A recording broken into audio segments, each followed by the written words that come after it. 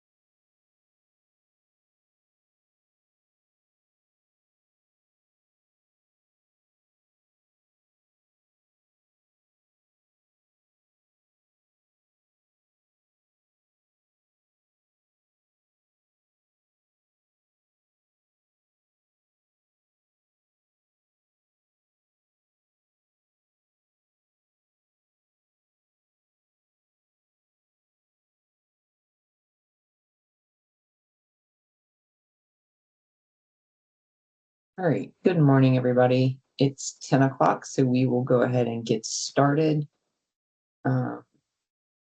First, I will apologize that I know that the invite for this went out late. I thought I had sent it and realized I did not. So just an FYI for future pro huddles, I will say that I am trying to establish a schedule and send out just invites for the year to get it on the calendar, um, and establish what it is I'm going to talk about ahead of time. It's just difficult for me to do that because oftentimes a lot of it comes up based off of what's going on, something that may be going on in the background, some changes that we're making. So it's hard to know what the topic will be and how it's going to be helpful. So I don't know yet if you will receive just general invites that don't have topics tied to them, and instead you'll just find out every time you come. I don't know yet, but I am trying to get this a little more, at least on y'all's radar and on your calendar ahead of time. So I'll at least send invites out for every month, at least for a year.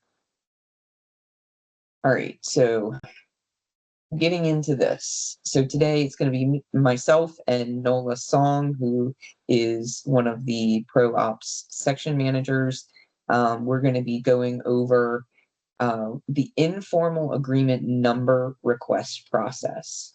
It will make more sense in a minute, but it is something new. It's something we've been working on in the background, and I'll give you an overview of why in just a minute. Then we'll touch on the year-end memo. I got that done. I have it ready to send out, but I wanted to walk through it just to make sure to remind everyone again what the dates mean, etc.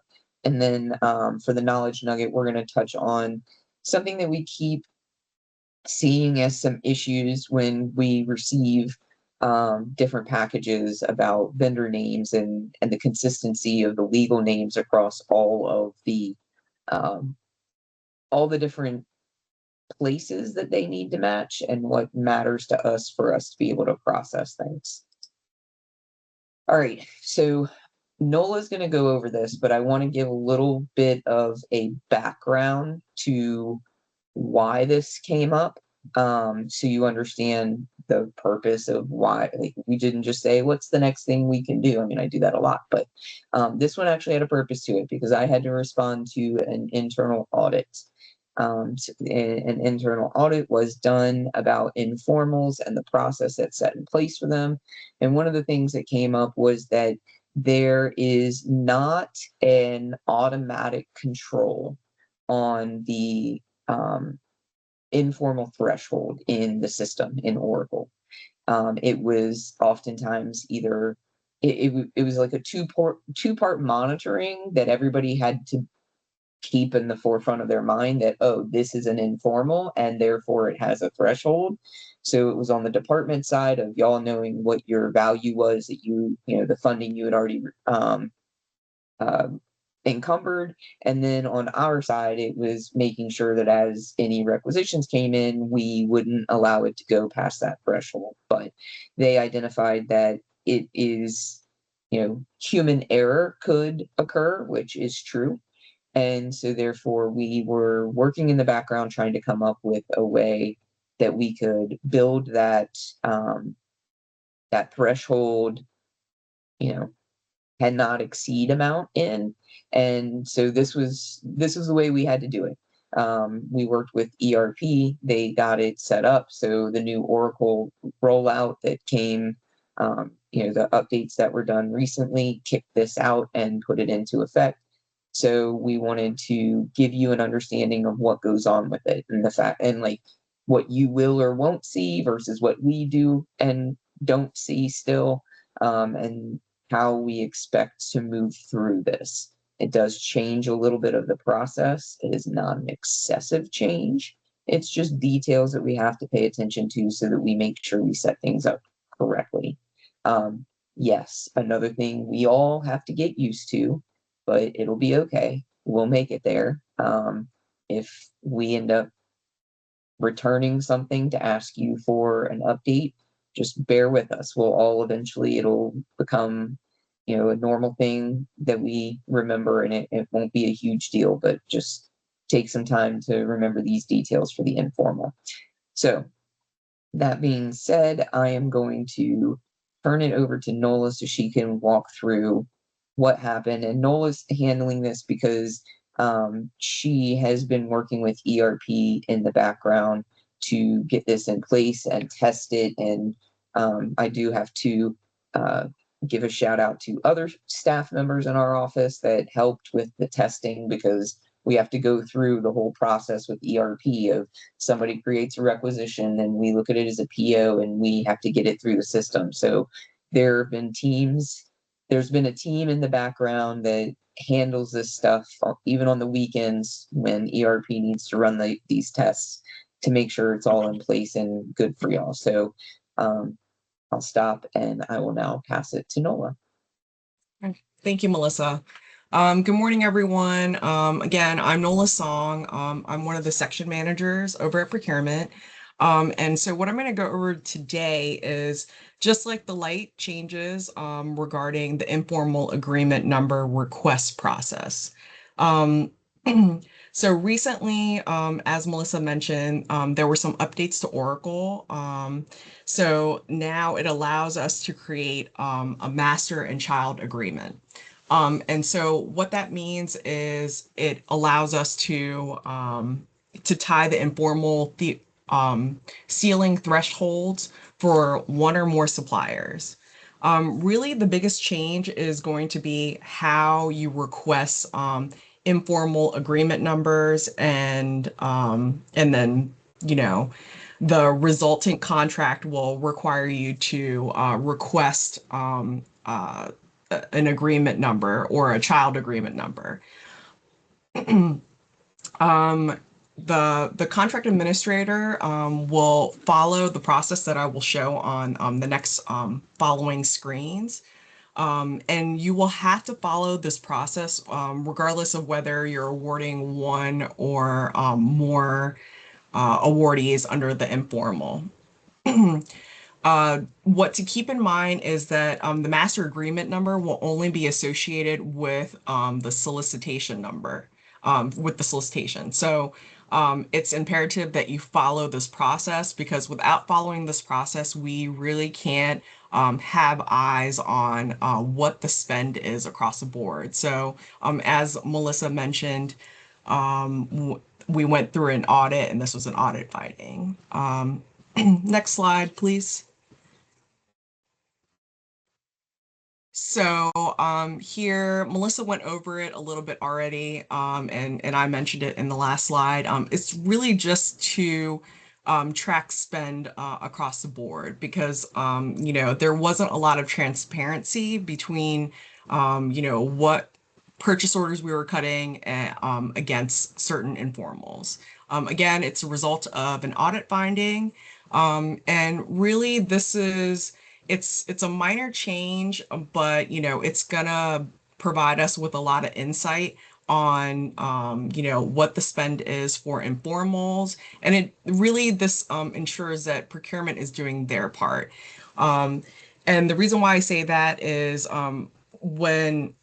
when we are exceeding a threshold, you'll see it on the back end. Really, it's going to be on the buyer side. So if we do cut a purchase order that's over the $100,000 threshold, regardless of whether it's on one contract or another, because we have these master agreements in place and the child agreements are tied to it, the buyer will receive this error that you see on the screen. So that's we know that it's working. So that's we definitely don't want to see that, but that's what we'll see, and that's how we know that the process is working. Okay, next screen. Um, okay, so here is the process of requesting a master agreement number. It's very similar to what you guys are already doing, but specifically, we're just asking you to put in, just this little blurb that's included on the screen here under the background, that you're specifically asking for a master agreement. And again, you will use this master agreement number on your solicitation only. And you'll make this request when you're in the process of pre-planning your informal, whether it's a mini or a small purchase. Next slide. So this slide, this this is when you would request a child agreement.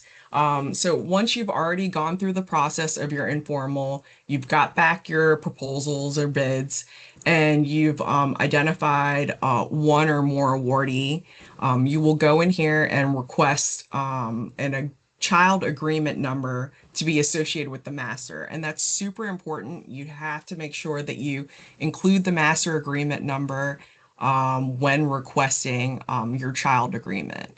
Um, and if you see here in the slide, I put a little blurb on, what to request and where to add your master agreement number.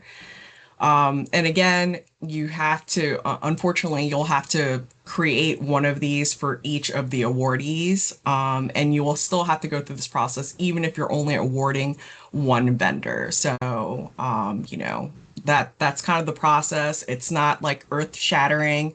But we just ask that you all are like patient with us, and that you follow this master and child agreement process. So I will turn it back to Melissa, and she'll go over one of the knowledge nuggets. Or should we field questions?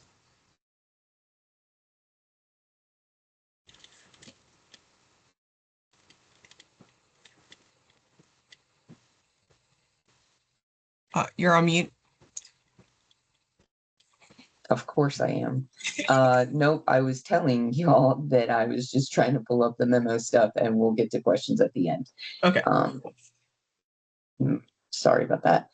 Okay, so the other topic is the FY27 year-end memo. No, I don't expect you to be able to see this. I'm going to stop at the slideshow and pull it up bigger for everybody to see, so that we can walk through this together. It is the exact same memo that you see every year, just with the updated dates and updated information. So again, this memo is to give you an understanding of the due dates, like where we were with FY26, so the previous fiscal year, on late actions, and then some key points for FY27 and even FY28, because you all know that we roll in the July actions into this whole process. But it's the biggest thing, and I'll say it multiple times through this just to make sure it hits home. This is not tied to CIP funds or anything. This is operating dollars that must be encumbered, or operating actions, I should say, any actions tied to operating funds that must be squared away within fiscal year 27. So if you don't care when your RFP gets advertised, this date doesn't matter to you.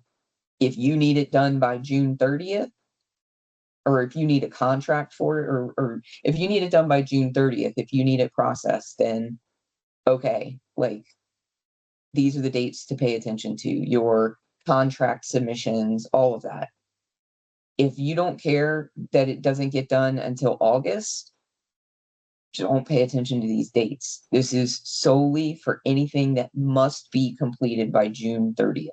These are dates that are telling you, if you want it by June 30th, you must get it to us for it to be guaranteed by June 30th, because that gives us an understanding of what needs to be done. It gives us time to make sure it gets processed. We try to build in buffer time in case all the different things that can come up. So again, this isn't all encompassing of every procurement action you need for the rest of your life. It's just for anything that must be tied to FY27 funds. So first, let's start with the recap of FY26. So we did not improve. For the late solicitation and contract action requests, it increased from 289 to 355 this year.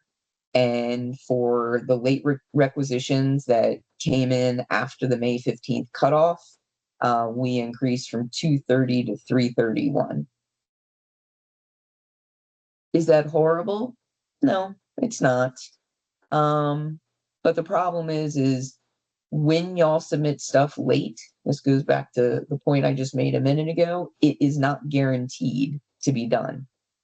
Fortunately, to my next bullet point, we still successfully processed everything that came in, because we are trying to make sure that we make processes more efficient, and some of the stuff that we put in place hopefully is making that happen.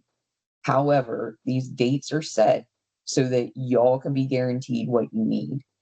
If you don't get the stuff in by those dates and it doesn't get processed because it came in late and we ran into one or multiple of the different things that could happen, that could come up. I don't know. There's a protest. OMB needed to look at. I don't know, all the different possible things that could come up. We can't do anything for you to guarantee it, especially if you're waiting to the last minute. So we didn't improve, but we always have that opportunity for next year. So please just be aware of it, that the dates are set for a reason. We still try to make sure in our office that we get everything moving. We've tried to do everything we can to improve our processes as much as possible. We're still working on stuff to improve it. But we need help us help you is the thing that we always keep coming back to. All right, so key points for FY27. There's your help us help you concept that I mentioned. Priority is going to be given to the timely actions that are submitted by these dates. Complete packages also. if you are running up on the deadline for one of these dates and you're like, oh, I need to get it in there, and it's like, oh, I'm just missing that one piece. Nope. For complete packages, you don't get to just submit it and then be like, well, I submitted it on time, and then we look at it and it's like, yeah, and it's missing 3 things.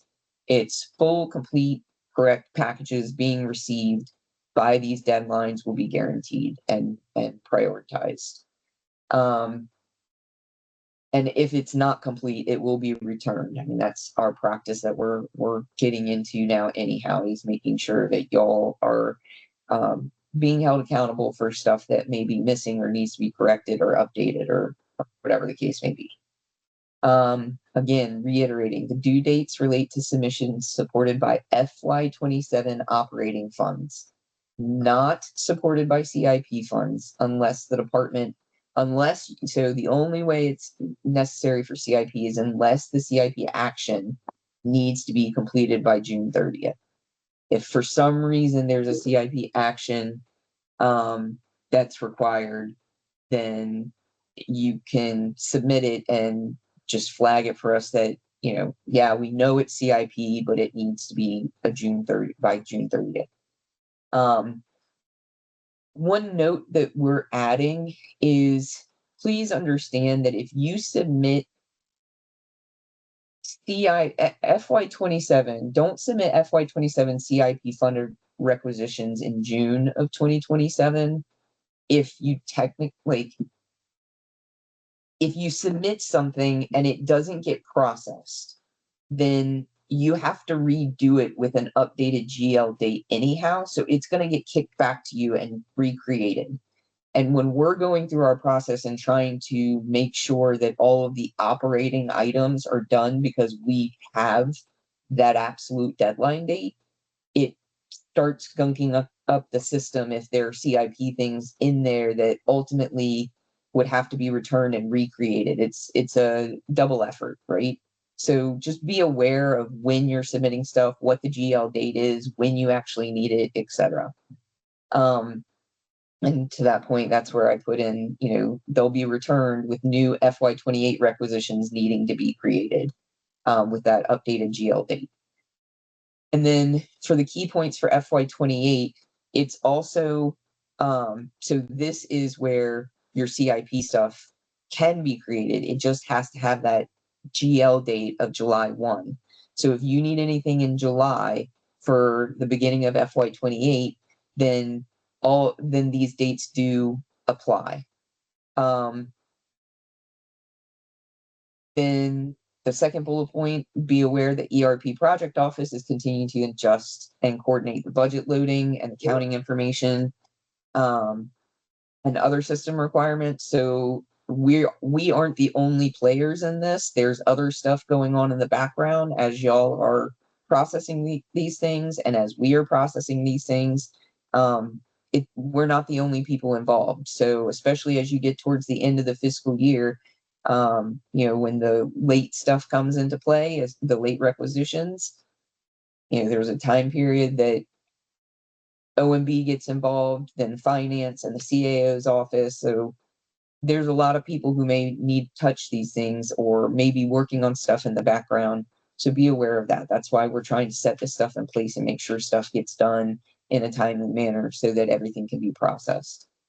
And if any of these dates or any process associated to something is changed, we'll make sure to make y'all aware. But getting into the dates, please, again, correct full packages need to be submitted by these dates. Yes, that means the new boilerplates and everything, you'll have till November before the deadline date of an RFP. Got the boilerplates out. It seems as though things are starting to get transferred over. Everybody's doing okay. I appreciate the feedback that we've gotten. Yes, we know that there were a couple of things that needed to be adjusted. And even when we rolled out the informals, I know that there were some things that we needed to address in those.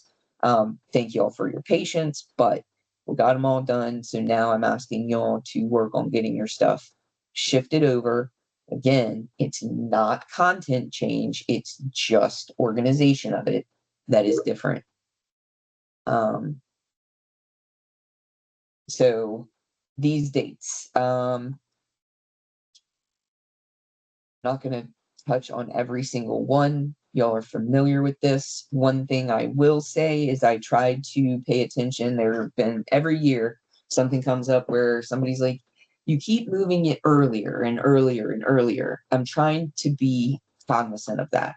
So I'm paying attention. Like when I sat down with my managers to establish these dates, we were paying attention to how things were landing and the time frame between each of the different actions and everything. So some of these were butting up to the same, like right next to the same date as last year, and some of them I recognize needed to be pushed back a little bit. So they line up for the most part similar to the dates as previous years, but obviously, the calendar shifts. So I looked at a couple of them and we did shift them back to give you another week on some items. So trying to take that into consideration and keep that front of mind of, yes, the calendar shifts. So if we keep just moving it forward and forward and forward, y'all are losing time. I get that.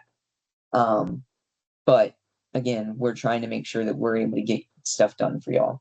So all of the different procurement action types are still in there. The dates are updated. I'm crossing my fingers that I got all the dates correct and moving from 26 to 27. I think I did. I checked it a million times.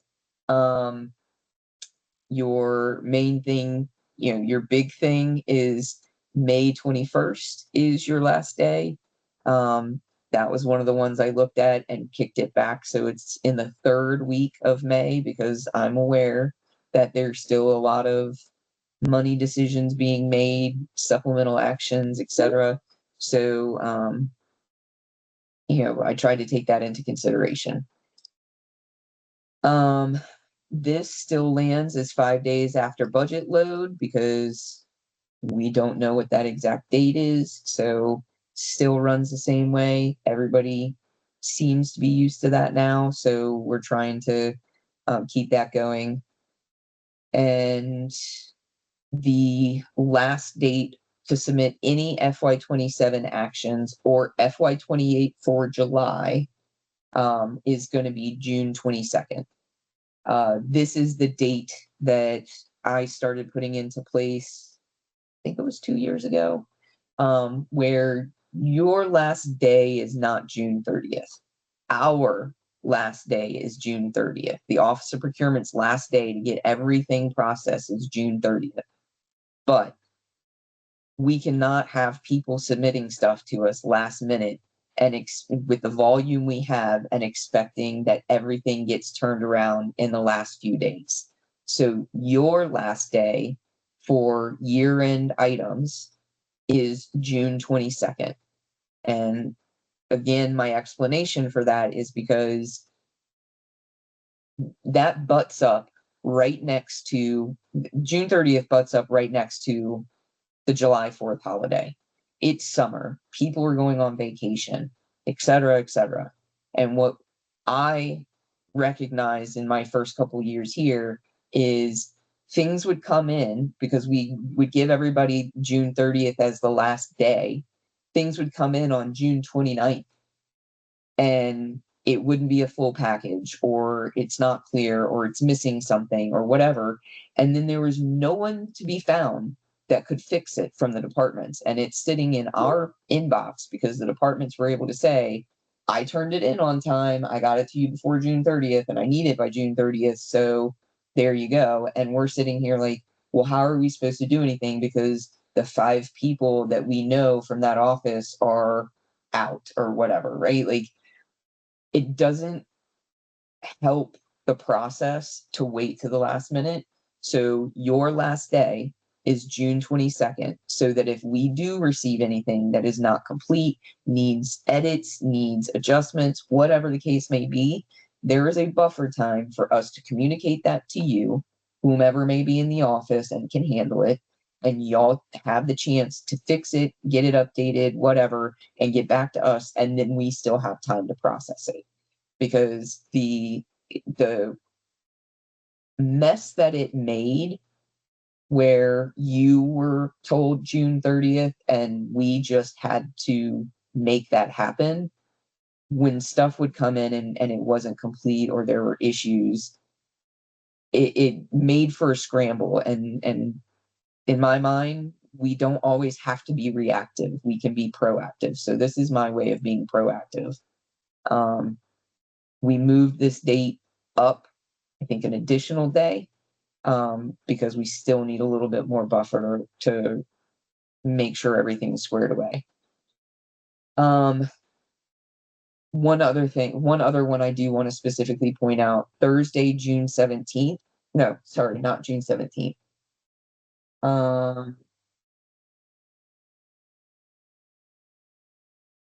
Which date was it? This one is in the next page. Wednesday, June 16th is the last day because of regulations requiring the 10-day protest period.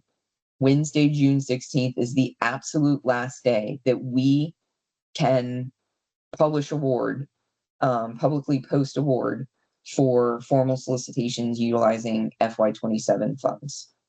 So that is a very particular date that we cannot change because regs require the 10-day protest period, and it's only for formals. So if you have a formal and you need a contract awarded, that's the last day that we are able to post it in order for those 10 days to be calculated and be fine. And we have to do it on June 16th because there's also a holiday in there and everything like that. Like, we have to take some of this stuff into consideration because the way that, the day technically starts, X number of days out. It can't start on a weekend. It can't land on a weekend. It can't, and all of this different stuff. So we calculated it out. That's the day. Just be aware of that. And then to the FY28, July 2027 only, these dates apply to those. I've touched on that multiple times, but otherwise everything, for June 30th date operating needs to be in. The first asterisk about the CPI request, I'll just remind y'all, I'm aware that a contract, when you do renewals, and if a vendor puts in a CPI or PPI request, our terms and conditions say they have to be done by 60 days in advance in order to guarantee it. We have 60 days to process it. Therefore, I'm aware that if a contract renews on June 30th, then the April 2nd date does not, that's more than 60 days. So I'm aware that there's a possibility somebody who has a June 30th renewal date may put in something after the April 2nd date. We get that. We'll try to be aware of that if you submit something. So we acknowledge there's a little bit of a caveat with that date for CPI requests, specifically PPI requests. And then number 2, I've already covered that about the 5 days after budget vote. So that's the year-end memo. I'll go back to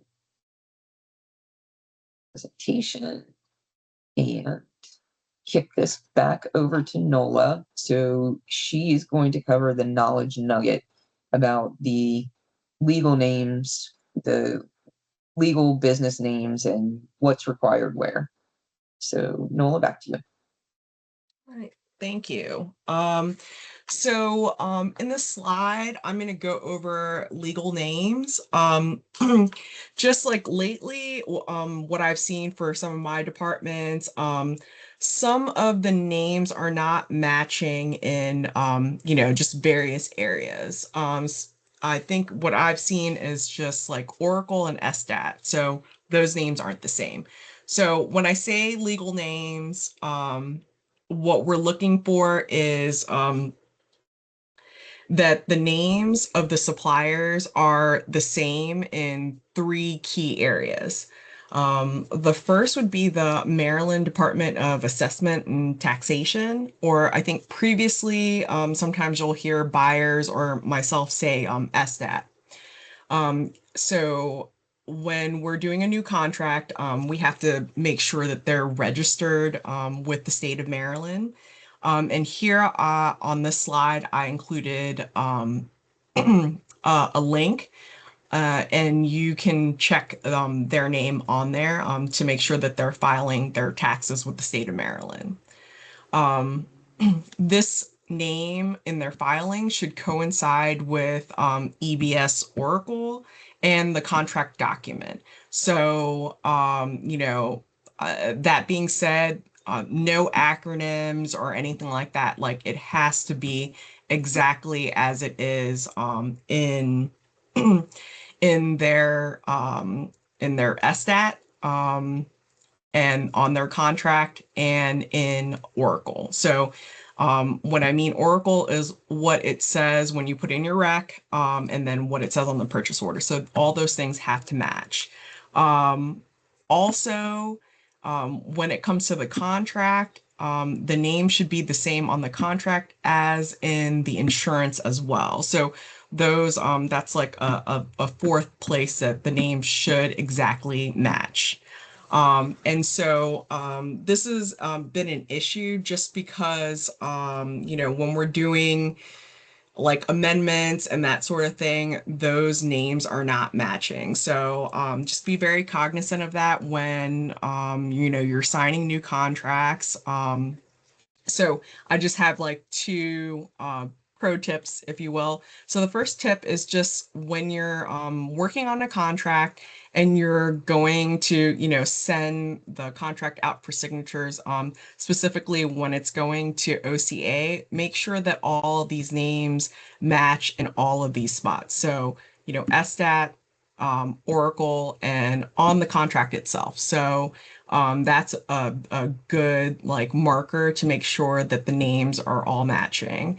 And the second pro tip would be, to check the names and the supplier names on like amendments. So when you're renewing the contract, to make sure that the names haven't changed, because a lot of times businesses, change their names and they don't necessarily let us know. So that is a good marker to just double check those names, make sure that everything matches in, SStat and Oracle, and on the amendment, right? So that's super important, because if the name on the amendment does not match, the previous documents like the contract and that sort of thing, that means it's time to do a name change or an assignment amendment. So that's like really it, just to, make sure that you're checking the legal names, because it does cause issues with payments and things like that in the future. So it's just good contract hygiene to continue that process. And that's really it for legal names. And, just I put links on this particular slide. So, you can go back and just, um, easily check the names of, your contracts when there's a new contract that's coming up for signature or amendments. Okay. Thank And you. so, yep. All right, And we thanks, can go Nola. over. Okay. Um, so yeah, the other slides that I usually have are just noting that obviously we have more future pro huddles coming up. As I mentioned, I'm trying to figure out what type of schedule I can have for that and send out invites in advance, but you may not know the exact topics until we get closer or until you show up. I haven't figured that part out yet, but otherwise, a reminder that the third Wednesday of every month we have our open house, and now we can get into Q&As. So questions that I see so far, I'm going to stop sharing my screen first of all. Give me a second. Okay. Will the child agreement number be the same as the master agreement number if you're only awarding one vendor? I know the answer, but Nola, go ahead. Okay. You can walk through the steps that you had to do. Sure. So no. So the master agreement number will only live with the informal solicitation. So you will request it at when you're doing your pre-planning for your informal, and then you will have to request a new child agreement number for your contract. So those numbers will be different, and you cannot use the master agreement number for your resultant contract. And the specific reason for this is because this setup is what allows us to trigger that threshold um, buffer, or not buffer, but that threshold limit in the system. That's why we had to set it up this way, is this would, working with ERP, this would be the only way the system would know, okay, this is something that has this limit tied to it, is this child agreement. So that's why we have to do it this way. So to answer the next question that's on here, this gives an answer. Will this method be applied to formal solicitations? No, it's not. This is specifically to informals because we have to have something in the system to trigger that oversight, that threshold control for the informal threshold. Next one, can you clarify solicitation versus contract numbers for the master-child relationship for informals? So I think that answered it a minute ago, is the fact that the master is for the solicitation, the child relationship is for the resulting contract or contracts. Yes. That's how they're tied to each other.